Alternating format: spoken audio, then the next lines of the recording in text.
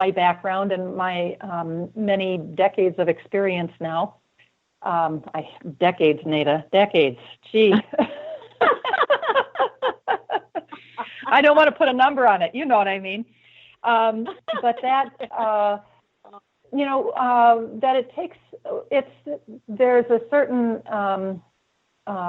growth curve that happens when you're building a business, when you're building an organization, when you're creating it from scratch, when you are in a certain level in an organization that is making decisions that impact others in the organization. So other roles, of course, that are not executive level are just as important. It's just a different dynamic for a new mom. Right. Yeah. Yeah. Wow. Yeah. I mean, these new moms, these professional moms and executive new mamas and entrepreneurial new mamas, we often go through, the guilt, I was just talking again with another new professional mom the other day, and imposter syndrome is real to us. Who am I to be able to do this? And really the answer to that is, who are you not to be able to do it? Right. If you're feeling like you can't handle this, if you're feeling different because, beautiful biology and hormones, when we have gone through the pregnancy and labor and delivery process and are a new mom, their hormones are real. The biology and the chemistry of it is real. And so oftentimes we need to feel it. If we feel like an imposter, okay, go ahead, feel it. Now let's get on the other side of it, because we do not need to sit on the place of owning that. Right. How we treat ourselves matter. Our words, our thoughts, how we treat ourselves matter. For decades, I have not used the word should.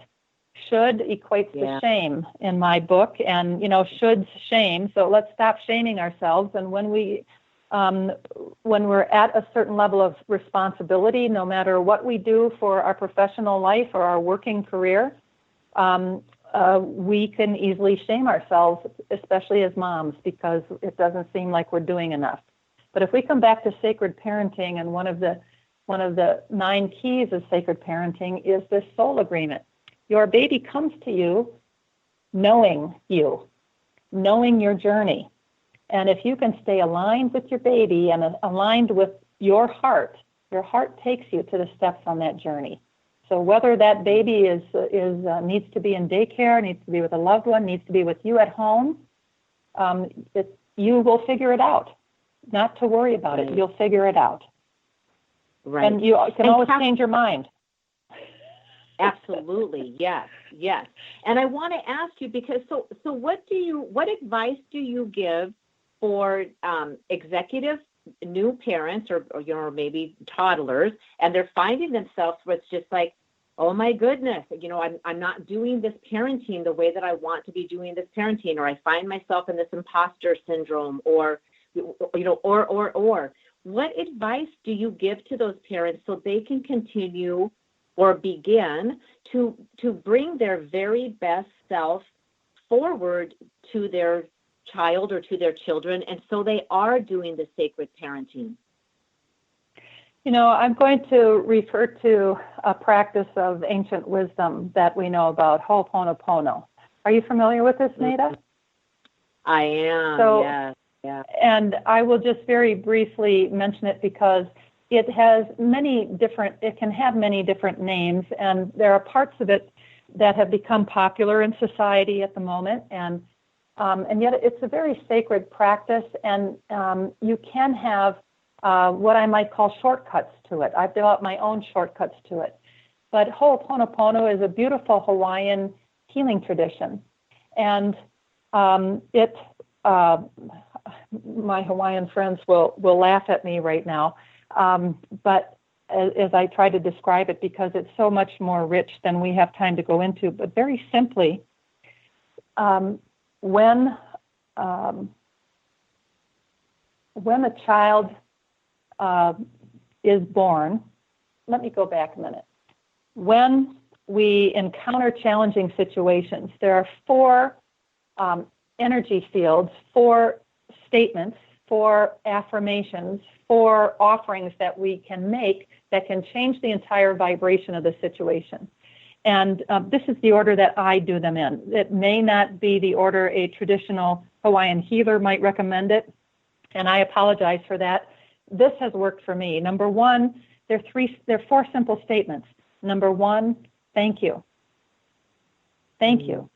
And that's saying thank you. You may, whatever challenging scenario or situation, whether it's imposter syndrome, whether it's challenges in your new relationship with your spouse or your partner because of this new baby, because there's really anxiety emerging between you, or whatever it might, you can't figure out these new roles yet. Whatever it is, it's a thank you. It's gratitude, number 1. And there are ways to go deep into it that are very healing and peaceful, and that get to a place of transcendence, really. The second is thank you, I love you. The third is thank you, I love you, I'm sorry. And the last one is please forgive me. So we're talking about gratitude, love, and forgiveness. And those 3 concepts, they're 4 statements, but 3 beautiful concepts that when we really bring them into our daily lives as a very simple ritual and we embody it, they're transformative.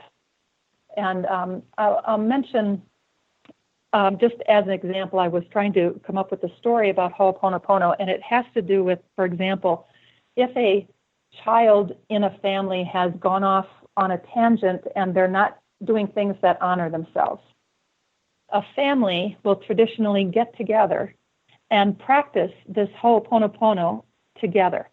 And it brings the child back to themselves. And there's more that we can talk about at another time if we need to, but it's such a beautiful practice that we can learn from the ancestral lineage, in this case from Hawaiians, but every culture has their own version of gratitude, love, and forgiveness. And these are very simple things that I have practiced as a professional executive mom. And it's not something we commonly associate with, all those terms don't commonly seem to go together, and yet they do so beautifully. Yes. And so I having love a spiritual this practice. Yep, and having a ritual, a very simple ritual around it. We know about journaling. We know about prayers or chanting. We know about, Nada, at a certain point when I had 3 young children under the age of 5 as a single working mom with my own business, I had huge, 8.5 by 11 pieces of paper plastered on the wall at my height, so my children couldn't see them. And it said cherish. It said love. It said treasure. Because you know what? I needed to be reminded because it was stressful. Yes.